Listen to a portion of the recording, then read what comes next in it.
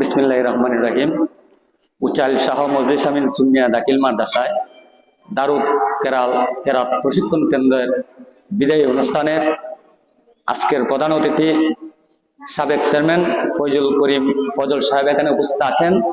এছাড়াও আমাদের এলাকার গণ্যমান্য মুরব্বিয়ান ও দীর্ঘ একটি মাস যারা পরিশ্রম করেছেন আমাদের হুজুর গণরা এখানে উপস্থিত আছেন। সবার প্রতি আমার সালাম, আসসালামু আলাইকুম। আসলে এখানে আমার জানা মতে প্রতি বছরই রমজান মাসে আমাদের এলাকার কিছু কৃতি সন্তান, কিছু হুজুর যারা রয়েছেন, এছাড়া আমাদের মহসিনের অক্লান্ত পরিশ্রমের বিনিময়ে কিন্তু সেই দারুল কেরাত প্রশিক্ষণ কেন্দ্রটি খোলা হয়ে থাকে।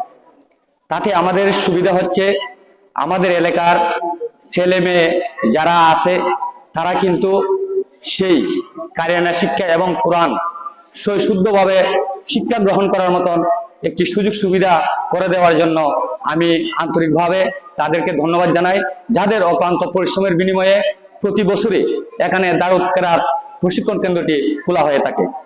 আর পাশাপাশি আমি আরেকটি কথা বলতে চাই, আমার জানা মতে এখানে যারা কারিয়ানা শিক্ষা নিচ্ছেন, যারা কোরআন শিক্ষা নিচ্ছেন, তারা কিন্তু এখান থেকে সেই কেন্দ্র থেকে কোরআন শিক্ষা গ্রহণ করে সেই কেন্দ্রের মাঝে শিক্ষকতা করছেন।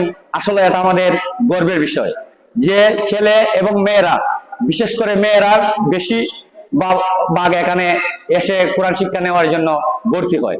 আসলে ওই বছর দেখা যাচ্ছে ছাত্রছাত্রীর সংখ্যা একটু কম। আমি গত বছরও আসছি, এর আগেও আসছি, ছাত্রছাত্রীর সংখ্যা একটু বেশি ছিল। আশা করি ভবিষ্যতে আমরা যারা অভিভাবক আছি আসলে পাশাপাশি রমজান মাসে সেই কোরআন শুদ্ধ শিক্ষা দেওয়ার জন্য আমরা যেন এই একটু সহযোগিতা করে তাদেরকে, আমাদের ছাত্রছাত্রীদেরকে যাতে সেই রমজান মাসে সেই উচাইল শাহ মজলিস আমিন সুন্নিয়া দাখিল মাদ্রাসায় তাদেরকে পাঠাই। সেই রমজান মাস ইবাদত বন্দিগির মাসে যদি ওই ধরনের কোরআন শিক্ষা সবসময় তারা দিয়ে থাকে, এবং আমরা মনে করি এটা আমাদের গর্ববোধ। আমরা অবশ্যই যতটুকু পারি চেষ্টা তো করব যাতে ছাত্রছাত্রী এখানে পাঠানো যায়। আমার দুইটি মেয়ে কিন্তু গত বছর সেই মাদ্রাসাতে সেই দারুল কেরাত প্রশিক্ষণ কেন্দ্রে শিক্ষা নিয়েছে।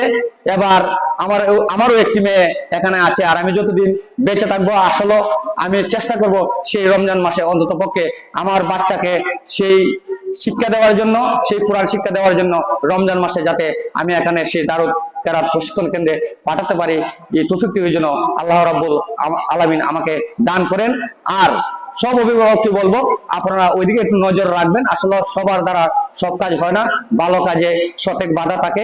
তারপরও সব বাধা অতিক্রম করে আমার জানা মতে সেই দারুল কেরাত প্রশিক্ষণ কেন্দ্রটি অব্যাহত আছে, ভবিষ্যতে যাতে অব্যাহত থাকে এই দোয়াটুকু করে আমি আমার সংক্ষিপ্ত আলোচনা এখানে শেষ করছি।